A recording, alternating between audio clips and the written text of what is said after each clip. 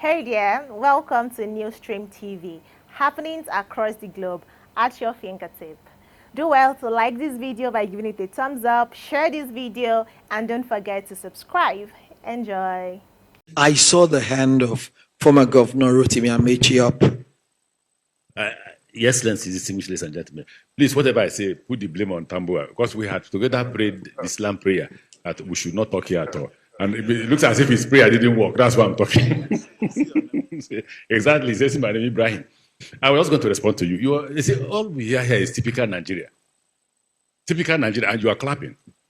That's why politicians get away with anything. They get away with murder because you have short memory. Short memory. None of you here seated can defend the votes. If you have complained, Nigerians have been clapping for you. The only way Shekarau became governor, do you know how? Because people lined up. When they ask how many people are there, they say over 500,000. No, I won't give 500,000. Announce Shekarau. It happened in Ghana. Before the election of the last president. 2 days, a lot of us were called to intervene. But why did they do that? The people were ready to die. You are talking, abusing everybody. Nobody has power and will give it to you. Nobody, not even me. If you want a pastor as president, can get one. The politician is there in Nigeria to steal, to maim, to kill, to remain in power. If you think Tinubu will give it to you, you are wasting your time. So when we speak, we forget history. Unfortunately for me, poverty has made me to be part of the political system from when I left university. I left university in 1987, and I've been part of the process till today. You can't wish me away in the formation of APC. You certainly can't wish me away. You can't wish me away in how APC won election. You can't. But the truth is that if some of us did not stick at our neck, say, PDP, good luck, we want to die with you. When they saw that we were ready to die, what did they do? They gave up power. So we have sweet mouth, we'll talk about it, we'll repeat these things every day. Tomorrow they will call you in Lagos, you will go. Somebody told me in Lagos, said, look, Mr. Amechi, I said, sir, you see these people that gathered here? I say, yes. We called them transport, this, they came. If tomorrow Tinubu comes with the same transport, they will also come. And the final example is when we are pursuing, APC was registered, and I was scared that, look, they may rig us out. So I got the party to agree that we will carry out a demonstration. They agreed that we will carry out a demonstration. We assembled at, where is that parade ground? Eagle Square. We released some money to go and bring women and all that. I walked in. One time about me, I must go early to know what is going on before people will come. See the women gathered. Guess what they are wearing? Jonathan for president. God bless. What I told my wife and children when they asked me what I would have done differently about subsidy removal, Rotimi Amechi. What's our business with what you are discussing with your wife and children? That you have to bring it to the news. What you would have done differently? Are you the president? That you would have what you would have done differently? What's our business with that one? Former Governor of Rivers State Rotimi Amechi has stated that he would have handled the removal of the fuel subsidy differently if he had been elected president, but you are not the president. Amechi acknowledged the removal of fuel subsidy was unavoidable for any president, but questioned the timing and preparedness of Tinubu's government. Speaking during a two-day event themed Strengthening Nigeria's Democracy, Pathway to Good Governance and Political Integrity, Amechi emphasized the need for social housing and job creation as cushioning measures. He stated that when his wife and children asked him what he would have done differently about removing fuel subsidy, he told them that he would not remove it without social housing. He said there is nobody that would have become president that would not have removed the subsidy. What I don't know is what time was appropriate for the removal. How prepared was the Tinubu government when he announced the removal? They were not prepared at all. There was no preparation in place that, okay, if we remove this fuel subsidy, this and this is what is going to happen.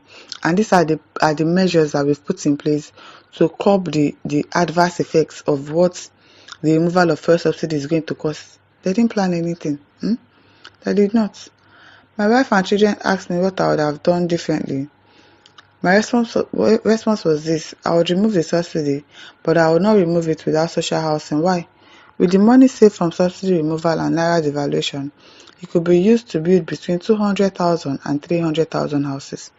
So these are okay. You people now, as you people are saying all of these things now, why didn't you advise the president? Because now, even all the fuel subsidies saved, all the money saved from fuel subsidy removal and naira devaluation, we know this. We are not seeing anything. We don't know what they are using the money for. And you said that you could build houses, 200,000 or 300,000 houses. But this current one, we are not seeing anything. Nothing. We don't even know what they are doing with the money. In fact, they are still borrowing more money.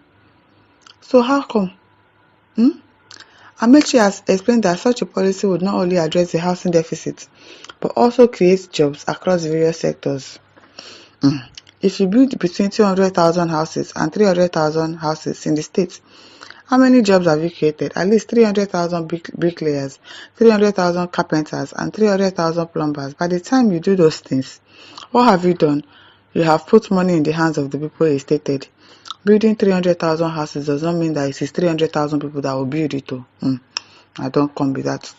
Ameachi also lamented the growing gap between the rich and poor in Nigeria, describing the absence of a functional middle class as a critical challenge.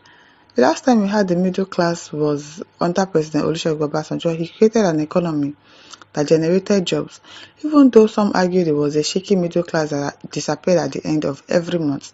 When salaries were paid, at least we had a middle class, he said. He continued, now it's either you are rich or you are poor. If social housing and investments in agriculture had been implemented alongside subsidy removal, people would not feel the impact as harshly as they do now. Ameachi stressed that the government use of funds saved from subsidy removal should focus on tangible projects that directly improve citizens' lives and provide economic opportunities. Help us advise them very well. Because obviously now we have not seen anything from the money they saved from the fuel subsidy and naira devaluation. Nothing to show for it. Nothing. We don't know what they are using the money for. Seidu says, Chief Ameachi, this perspective is amazing. Obasanjo initiated the best housing policy of PPP, which has provided massive housing across the nation because of the involvement of the private sector. As the president, if you start housing scheme, how many houses would you have produced in 8 years? Remember the then Edo governor, a PDP governor, then reminded the nation that without subsidy removal that month, governance was coming to a halt. So think about this, okay? Seidu says stock is cheap. Again, Seidu again. 8 years as a speaker, 8 years as a governor, 8 years as a minister. How many houses has Ameachi built in 24 years? Subsidy removal is long overdue, and no time will ever be appropriate. There must be hardship, but there is hope. That hope is very bleak. That hope is not hopeful. We are not seeing the hope. We are not seeing the light at the end of the tunnel. It doesn't look like as if this suffering is going to end anytime soon. So where is the hope? There's no hope. Sunday Okoli says, where is the money from subsidy removal? We don't know.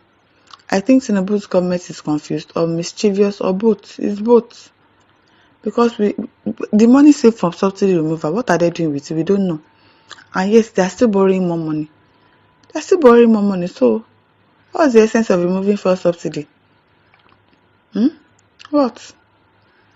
Harrison Solomon says, with all what you mentioned here, I don't see the difference that could change things. Building houses without establishing the mechanized agriculture in each state of Nigeria is still the best. I language to deceive the people of Nigeria. Instead of importing goods from China, why can't they come to establish the factories here where they could get cheap labor to work in those factories they established, where many Nigerians could get jobs?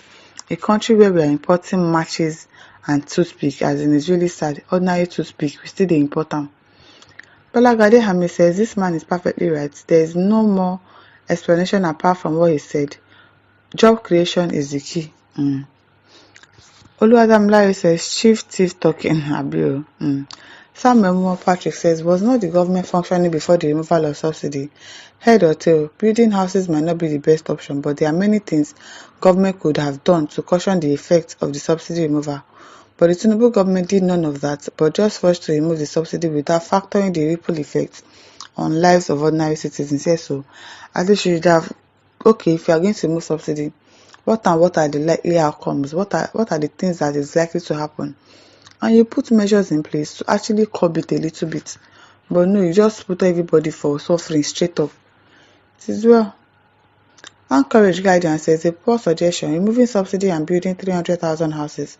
How can that reduce the difficulty and galloping inflation that came with fuel price increase? Not even starting local production of fuel before removal of subsidy.